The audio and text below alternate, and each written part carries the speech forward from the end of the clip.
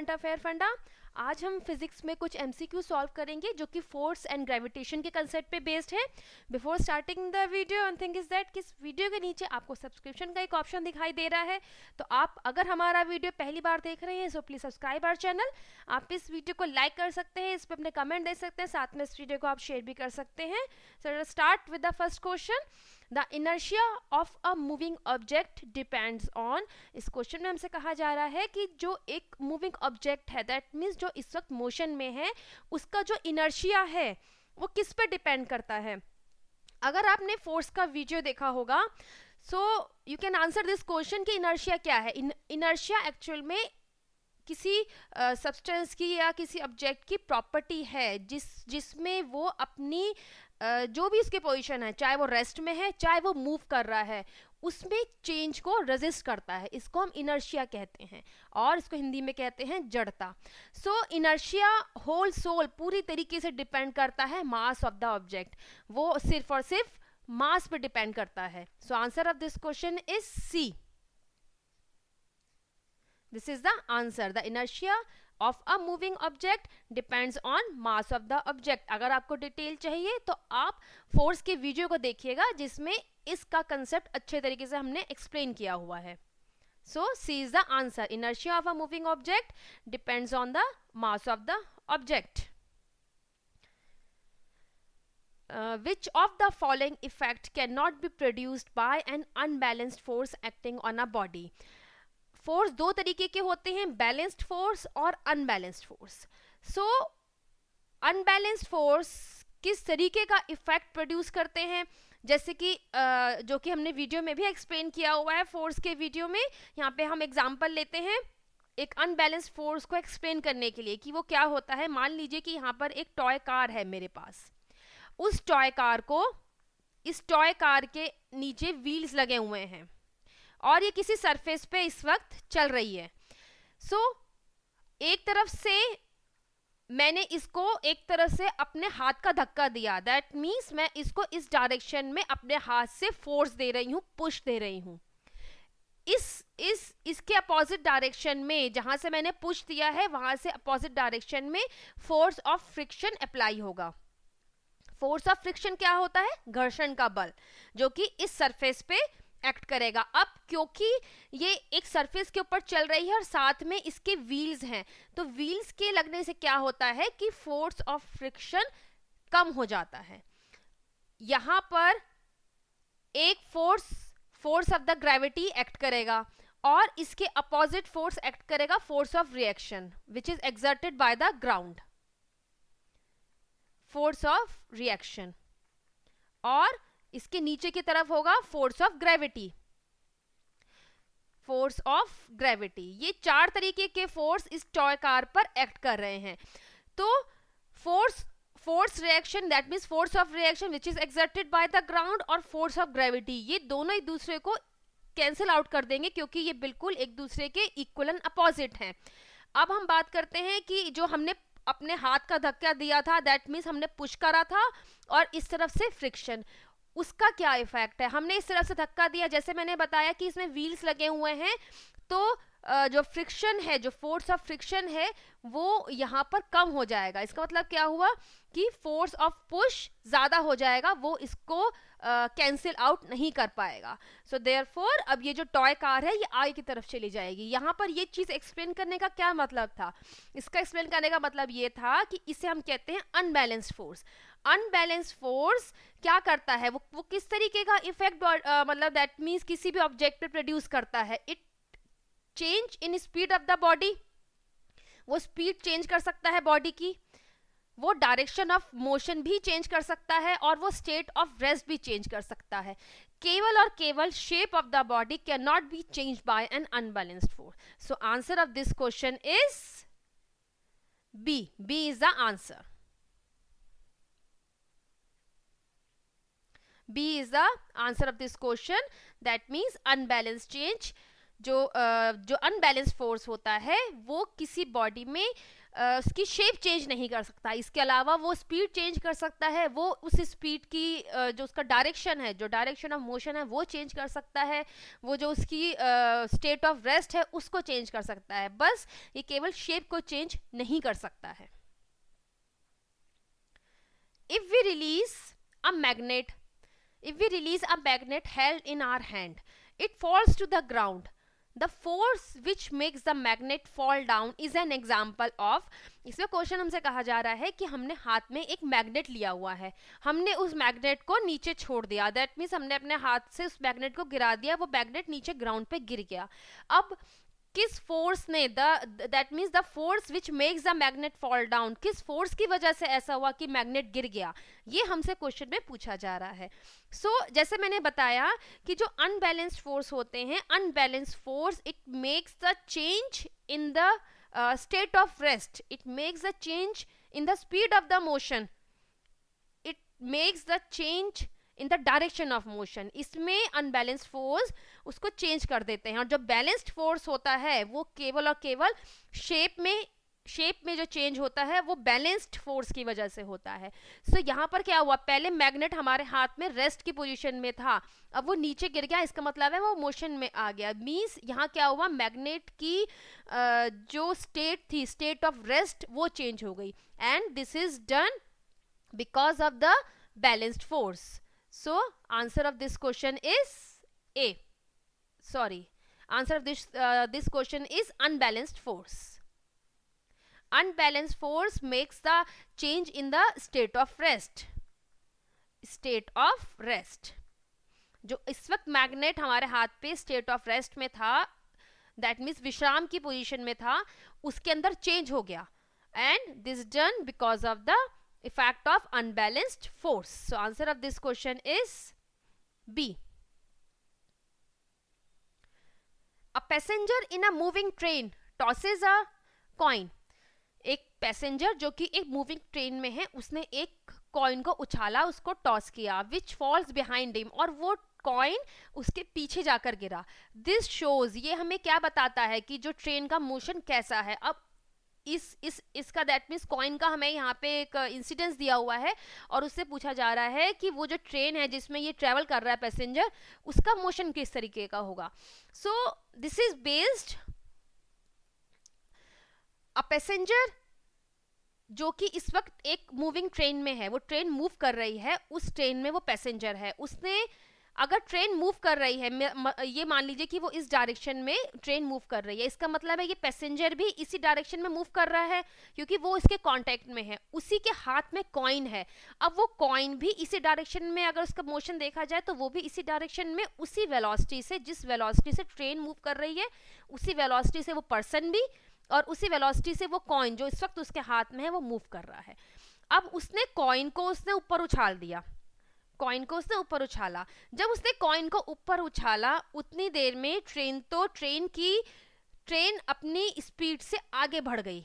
ये हमें कैसे पता लगा कि दैट मीन्स कि ट्रेन की स्पीड का कैसे पता लग रहा है, क्योंकि अगर वही स्पीड होती तो अगर जब ये कॉइन उछालता तो कॉइन को वहीं गिरना चाहिए था, लेकिन कॉइन पीछे जाके गिरा. इसका मतलब क्या हुआ, इसका मतलब ये हुआ कि उसकी जो कॉइन में जो इस वक्त स्टेट था मोशन का, वो वही का वही था जो पहले था. जबकि ट्रेन की स्पीड बढ़ गई, इस वक्त उस पर्सन की स्पीड भी बढ़ गई, लेकिन क्योंकि तब तक वो कॉइन हवा में था, ट्रेन की स्पीड बढ़ चुकी थी, that means train is an accelerated motion, उसकी स्पीड में चेंज आ चुका था, उसकी स्पीड बढ़ चुकी थी, और उस कॉइन की जो मोशन था, उस जो उसका स्टेट ऑफ मोशन था, वो वही का वही रहा.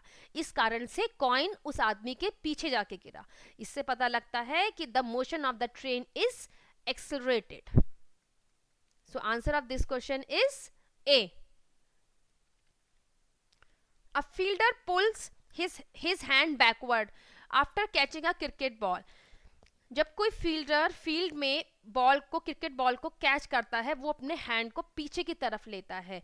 ऐसा क्यों होता है, ऐसा करने से फील्डर को क्या फायदा होता है, दैट मीन्स कि वो किस चीज का उसको फायदा हो जाता है फील्डर को. इसका हम आंसर करेंगे on the base of the momentum. On the base of momentum. अगर आपने मोमेंटम का वीडियो और फोर्स के वीडियो में, जिसमें न्यूटन सेकेंड लॉ के वीडियो में ये बताया गया था कि व्हाट इज मोमेंटम, और उसी में हमने कुछ डेली लाइफ पे बेस्ड एग्जाम्पल्स वहाँ पे लिए थे, उसी में से एक एग्जाम्पल ये भी था कि जो फील्डर्स होते हैं वो जब क्रिकेट बॉल को कैच करते हैं वो अपने हाथ को पीछे की तरफ लेते हैं। ऐसा क्यों होता है? यहाँ पे मैं आपको शॉर्ट में वो बताती हूँ कि वाई दिस हैपन। जब क्रिकेट बॉल जो तेज इस वक्त वेलोसिटी के साथ आ रही है, इसका मतलब है कि जो फास्ट मूविंग क्रिकेट बॉल है जो इस वक्त आ रही है फील्डर की तरफ, उसकी वेलोसिटी बहुत ज्यादा है, उसकी स्पीड बहुत ज्यादा है, so therefore it has high momentum. It has high momentum. Momentum क्या होता है? Momentum is m into v. अगर वेलोसिटी ज्यादा है तो मोमेंटम भी उस ऑब्जेक्ट का ज्यादा होगा। तो जैसे ही फील्डर अगर उसको अपने हाथ से रोकने की कोशिश करेगा, वहां पर ये मान लीजिए कि ये हाथ की सरफेस है, जैसे ही ये बॉल आके इस पे लगेगी उसी वक्त इसका हाई मोमेंटम जो इस वक्त काफी ज्यादा है वो एकदम से जीरो होगा। उसके एकदम से जीरो होने की वजह से it exert a large force on the hand. वो हाथ पे बहुत ज्यादा फोर्स एक्सर्ट करेगी वो बॉल, जिसकी वजह से हाथ इंजर्ड हो जाएगा, चोट लग जाएगी। जबकि अगर फील्डर ने अपना हाथ थोड़ा सा पीछे कर लिया है तो क्या होता है कि वो जो टाइम टेकन होता है, दैट मीन्स थोड़ा सा टाइम बढ़ जाता है जब तक ये मोमेंटम कम होगा। मीन्स रेट, जो इसका मोमेंटम का रेट है, डिक्रीज होने का रेट है, वो कम हो जाता है, वो बढ़ जाता है। दैट मीन्स कि अब ये धीरे धीरे करके मोमेंटम कम होगा, वो एकदम से जीरो नहीं होगा। जबकि अगर एकदम से उसको रोक दिया जाए बॉल को तो तेज चोट लगेगी, क्योंकि वहां मोमेंटम एकदम से जीरो होगा। बॉल अपने हाथ को थोड़ा पीछे करने से क्या होता है कि मोमेंटम धीरे धीरे करके जीरो होता है, जिसकी वजह से हाथ पे चोट नहीं लगती, वो ज्यादा फोर्स एक्सर्ट नहीं कर पाती है बॉल हाथ पे। सो इसका आंसर है reduce the force exerted by the ball. This is the answer B.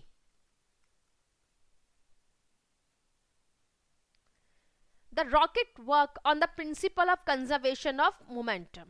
This is an important question and this has been asked in the previous year question papers में भी। ये क्वेश्चन बहुत बार पूछा गया है। कंजर्वेशन ऑफ मोमेंटम का जो concept है ये बहुत ज़्यादा इंपॉर्टेंट कंसेप्ट है, काफ़ी सारे क्वेश्चन इसके ऊपर पूछे जाते हैं। जो रॉकेट की वर्किंग प्रोसेस है वो is based on the conservation of momentum. क्या होता है कि जब रॉकेट के अंदर फ्यूल बर्न होता है तो उस फ्यूल के बर्न होने से गैसेस निकलती हैं, और वो जो गैसेस होती हैं they have very high velocity. उनकी वेलोसिटी बहुत हाई होती है, और ये कहाँ से बाहर निकलती हैं? जो इसकी टेल होती है रॉकेट की, उसकी टेल की नोजल से हाई स्पीड हाई वेलोसिटी की गैसेस बाहर निकलती हैं। और इन गैसेस की क्योंकि हाई वेलोसिटी होती है, therefore they have high momentum, उनका मोमेंटम हाई होता है।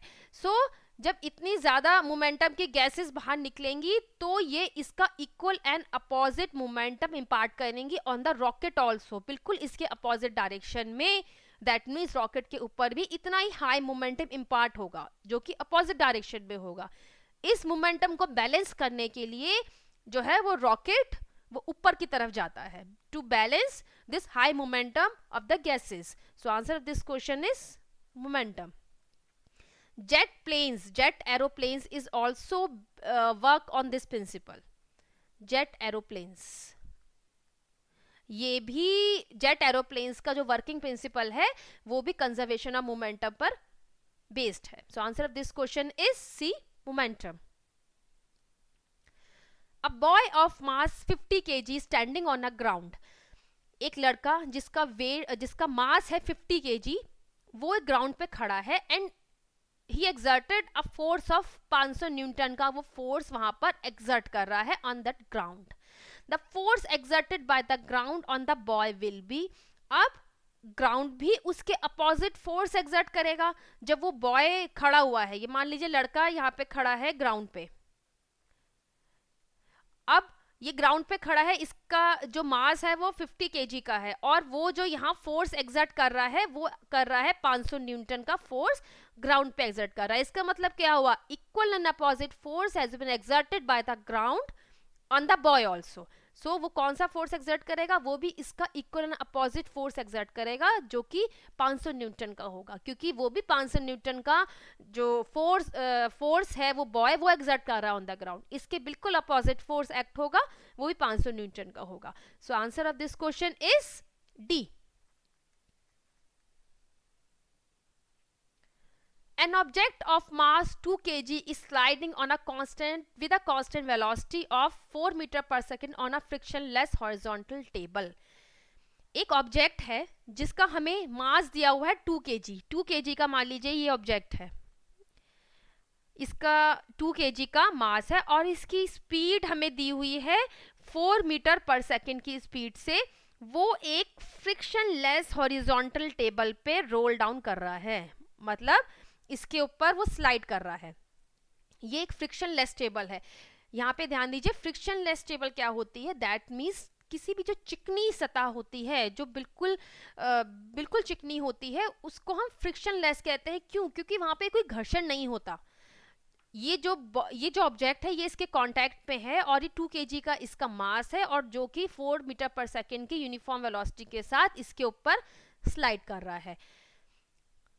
The force required to keep this object moving with the same velocity is. अब हमसे क्वेश्चन में इस लाइन पे आप ध्यान दीजिएगा कि हमें वो फोर्स बताना है जो कि इस ऑब्जेक्ट को मूव करने में, इसी वेलोसिटी से मूव करने में मदद करेगा. वो फोर्स कितनी क्वांटिटी का होगा. फर्स्ट थिंग इज दैट कि यहाँ हमें, क्योंकि ये ऑब्जेक्ट ऑलरेडी मूव कर रहा है, ये स्लाइड कर रहा है, उसकी कांस्टेंट वेलोसिटी हमें गिवन है, इसको आगे मूव करने के लिए भी किसी फोर्स की जरूरत नहीं होगी. It doesn't required any force. हाँ, इसको रोकने के लिए हमें फोर्स की जरूरत पड़ेगी, लेकिन इसको मूव करने के लिए किसी फोर्स की जरूरत नहीं पड़ेगी, क्योंकि ये फ्रिक्शनलेस सरफेस है, मींस ये चिकनी सतह है. जो फोर्स ऑफ फ्रिक्शन हमने बताया था कि फोर्स ऑफ फ्रिक्शन एक एक्ट होता है जो कि ऑब्जेक्ट को रोकता है, घर्षण का जो बल होता है वो यहाँ पे वर्क नहीं कर रहा है. There is no force of friction. So therefore there is क्या कहा जाए कि कोई फोर्स की जरूरत ही नहीं है कि इस ऑब्जेक्ट को मूव करने के लिए, ये अपने आप ही मूव करेगा. So answer of this question is 0 newton. So अभी तक जो हमने क्वेश्चंस देखे, फिजिक्स के जो क्वेश्चंस होते हैं उसकी जो लैंग्वेज है उस पर आप ध्यान दीजिएगा कि हमसे क्या पूछा जा रहा है, हमें क्या गिवन है. कोई ना कोई पॉइंट क्वेश्चन में ऐसा गिवन होता है जो कि हमें उसको आंसर करने में मदद करता है. जैसे कि यहाँ मैंने ये इसको अंडरलाइन करा है, फ्रिक्शनलेस हॉरिजॉन्टल टेबल. यहाँ पे जो स्पेसिफाई किया गया है कि वो फ्रिक्शनलेस हॉरिजॉन्टल टेबल है, उसके ऊपर कोई फ्रिक्शन का फोर्स एक्ट नहीं हो रहा है. इसका मतलब है कि वो ऑब्जेक्ट उसके ऊपर ऐसे ही मूव करता रहेगा, उल्टा उसको रोकने के लिए हमें फोर्स की जरूरत पड़ेगी. जबकि क्वेश्चन हमसे पूछा गया है the force required to keep this object moving. इसको चलने के लिए किसी फोर्स की जरूरत नहीं है, ये चलता रहेगा. So answer of this question is b, 0 newton. An object is thrown vertically upward. ये जो क्वेश्चन है, this question is from gravitation. इसके बाद जो क्वेश्चंस आएंगे वो ग्रेविटेशन पार्ट से हैं. किसी ने, समवन हैज बीन आस्क्ड कि ग्रेविटेशन पे किस तरीके क्वेश्चंस पूछे जाते हैं. ये अभी हम इस स्लाइड में, इस वीडियो में हमने 4 to 5 क्वेश्चन इसमें ऐड करे हैं ग्रेविटेशन के. इसके बाद एक और वीडियो आएगा, एक और सेशन किया जाएगा जिसमें ग्रेविटेशन पे होल जितना कंसेप्ट पूछा जाता है वो भी कवर किया जाएगा. So let us start. An object is thrown vertically upward with a velocity u. एक कोई ऑब्जेक्ट है, उस ऑब्जेक्ट को ऊपर की तरफ वर्टिकली अपवर्ड थ्रो किया गया है with a initial velocity u. अब इसको ऊपर की तरफ थ्रो किया गया है, दैट मीन्स ये बताया गया था जो ग्रेविटेशन के वीडियोस थे अगर आपने देखे हो तो, कि जब वो अपने हाईएस्ट पॉइंट पे वो ऑब्जेक्ट पहुंचेगा, ये मान लीजिए उसका हाईएस्ट पॉइंट ये है, which is at a distance of h. उस हाईएस्ट पॉइंट पे पहुंचकर वो बॉल नीचे आएगी, यहां पर पहुंचकर वेलोसिटी, फाइनल वेलोसिटी 0 हो जाएगी. उसके बाद वो बॉल नीचे आना शुरू हो जाएगी. An object is thrown vertically upward with a velocity u. यहाँ पे एक और चीज है कि जो g है उसको हम माइनस में लेंगे, g की value is taken as minus. The greatest height h to which it will rise before falling back is given by, यहाँ हमसे h पूछा गया है. सो यहाँ से h कैसे फाइंड आउट कर सकते हैं? h can be find out by using the formula v square is equal to u square plus 2gh. This equation has been given for a freely falling body के लिए ये equation हमने बताई थी. सो अब यहाँ से v की वैल्यू हम बता रहे हैं 0 है क्योंकि हाईएस्ट पॉइंट पे पहुंच के फाइनल वेलोसिटी 0 हो जाती है. So therefore is taken as 0 plus is equal to u square plus 2g की वैल्यू हमें नेगेटिव लेनी है बिकॉज इस ऑब्जेक्ट को हमने ऊपर की तरफ फेंका है वर्टिकली अपवर्ड. जब भी हम वर्टिकली अपवर्ड किसी ऑब्जेक्ट को थ्रो करते हैं तो उसकी वैल्यू हम g की नेगेटिव लेते हैं. We taken it as a negative value into h. Solve this equation.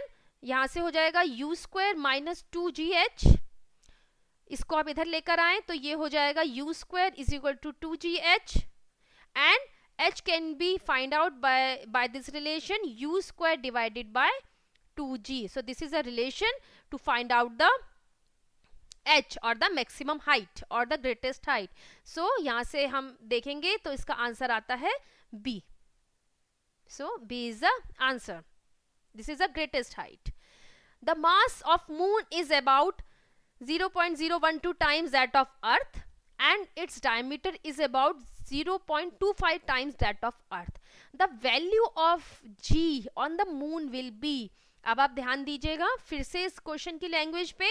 यहाँ पे हमें ये रिलेशन दिया हुआ है जिसकी कोई नीड नहीं पड़ेगी क्योंकि हमसे वैल्यू ऑफ g पूछा है. What is g? Capital G क्या होता है? अब तक आप इसको आराम से पहचान गए होंगे. अगर आपने ग्रेविटेशन के वीडियोस देखे होंगे तो द g इसकी वैल्यू एक कांस्टेंट है और इसको क्या नाम दिया गया है? It has the name universal gravitational constant.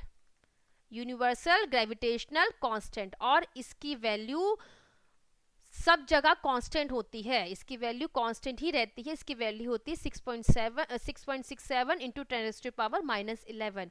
It has a constant value. So therefore जो मून पर होगी वैल्यू वही इसकी अर्थ पर होगी value. Means it is same as that on the earth. कोई इसको कैलकुलेट करने की जरूरत नहीं है. So this is the answer. The value of g on the surface of moon is. इसका पूरा डेरिवेशन कि सरफेस ऑफ मून पर g की वैल्यू क्या होती है that is given in the gravitational का जो वीडियो है उसमें इसका पूरा डेरिवेशन किया गया है. अगर आपको वो वहां से चाहिए तो आप देख सकते हैं या हम सिर्फ इसका आंसर बताएंगे कि दैट जो सरफेस ऑफ द मून पर जो g की वैल्यू होती है वो ge दैट मीन्स जो g की वैल्यू अर्थ पर होती है उससे 1/6 होती है. जो भी g की वैल्यू अर्थ पे होती है 9.8 होती है मान लीजिए कांस्टेंट वैल्यू और उसका 1/6 that means gm is equal to ge divided by 6. So therefore it is less than that of earth. वो अर्थ से कम होती है. So answer of this question is b. With this, sorry, there is one more question. The weight of an object at the center of the earth of radius r is. So weight को निकालने का क्या formula है? Weight of an object is given by the formula m into g. So ये depend करेगा g की value पे. अब जैसे कि हमने बताया था कि अर्थ के सेंटर पर g की वैल्यू क्या होती है? 0. g की वैल्यू अर्थ के सेंटर पर 0 होती है. इसका मतलब क्या हुआ? अगर आप 0 यहाँ पे पुट करेंगे सो देयरफॉर 0 मतलब वेट हो जाएगा 0. अब चाहे उसका मास कितना भी हो, मे बी वो 100 kg का भी क्यों ना हो, क्योंकि g की वैल्यू सेंटर में अर्थ के सेंटर पे 0 होती है. So therefore it will make its weight as 0. So answer of this question is A. With this we end our session. अगर आपको वीडियो पसंद आया है तो आप उसको लाइक कर सकते हैं, आप इस वीडियो को शेयर कर सकते हैं और साथ में हमारे चैनल को सब्सक्राइब भी कर सकते हैं. This is our current affair page, this is our Twitter handle link और साथ में हमारे स्टडी ग्रुप का जो आपका लिंक है वो आपको डिस्क्रिप्शन बॉक्स पे मिल जाएगा. इसके साथ अगर आप SSC CGL और SC CHSL की प्रिपरेशन कर रहे हैं तो आप उनकी प्लेलिस्ट देख सकते हैं. और साथ में फिजिक्स में अभी तक ग्रेविटेशन तक motion, gravitation and Newton's law cover किए जा चुके हैं. तो अगर आपने वो वीडियो नहीं देखे हैं so please do watch these videos also. Thanks for listening me. Have a nice day.